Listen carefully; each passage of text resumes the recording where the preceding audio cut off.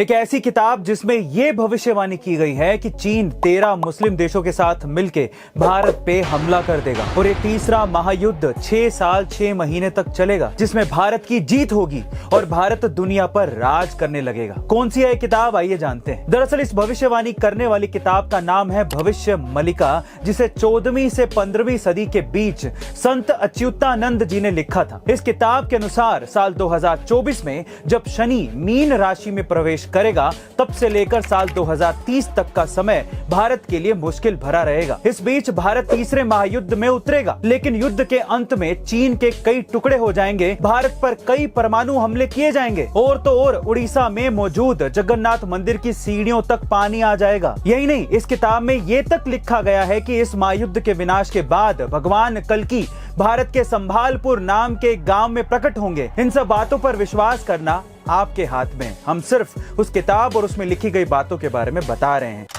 भारतीय विदेश नीति के चाणक्य एस जयशंकर जी से जब सवाल पूछा गया कि आखिर क्यों जब भी कश्मीर मुद्दे की बात आती है तो अमेरिका, चीन और पाकिस्तान जैसे देश उसमें अपनी नाक घुसाते हैं, इस पर एस जयशंकर जी ने जो जवाब दिया उसे सुनकर शायद कश्मीर को भारत का हिस्सा ना मानने वालों की बोलती बंद हो जाएगी।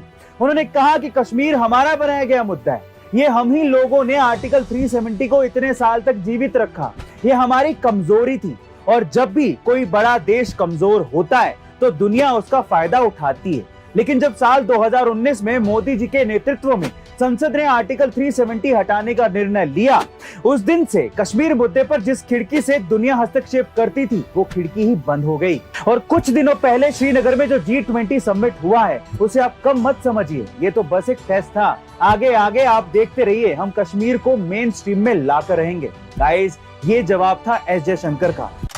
भारत अब चांद की ऊंचाई के बाद समंदर की गहराई नापने की तैयारी कर रहा है, क्योंकि चंद्रयान 3 मिशन के बाद भारत अब समुद्रयान मिशन भी लॉन्च करने वाला है। इस मिशन के तहत भारत पहली बार अपने रिसर्चर्स को समंदर में रिसर्च करने के लिए भेजेगा, ताकि समंदर के नीचे मौजूद मिनरल्स का पता लगाया जा सके। जिस वाहन से रिसर्चर्स को समंदर के अंदर भेजा जाएगा उसे मत्स्य 6000 नाम दिया गया है। 6000 करोड़ रुपए की लागत से बनाया गया ये भारत का पहला मैन्ड मिशन होगा, जिसे साल 2026 तक लॉन्च कर दिया जाएगा। और इस मिशन के तहत समंदर के अंदर मौजूद मैंगनीज, कोबाल्ट जैसे मिनरल्स का पता लगाया जाएगा, जिससे भारत की अर्थव्यवस्था को काफी फायदा होगा। वैज्ञानिकों के अनुसार हाल ही में जिस टाइटन सबमरीन का हादसा हुआ था उससे कई ज्यादा एडवांस टेक्नोलॉजी इस मिशन में इस्तेमाल की गई है और इसलिए टेंशन की कोई बात नहीं है। भारत जरूर इस मिशन में विजय पताका फहराएगा। आपका इसके बारे में क्या ख्याल है, कमेंट सेक्शन में जरूर लिखिएगा। मिलते हैं अगली वीडियो में।